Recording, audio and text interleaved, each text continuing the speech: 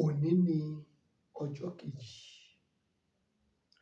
nínú ìrìnàjò onímájẹ̀mú ọjọ́ 9 láìrí òòrùn pẹ̀lú àwẹ̀ àti àdúrà. Òní ló pé ọjọ́ kejì. Mo gbàdúrà gbogbo agbára tó fi ẹ́ sínú òkùnkùn, agbára yẹn kú lórúkọ Jésù. Ẹ gbọ́ mi gẹ́gẹ́ bí wòlíì. Kò sí ẹnikẹ́ni tó ń dé ilẹ̀ ìlérí láì jẹ́ pé ogun fi ayé rẹ̀ lẹ̀.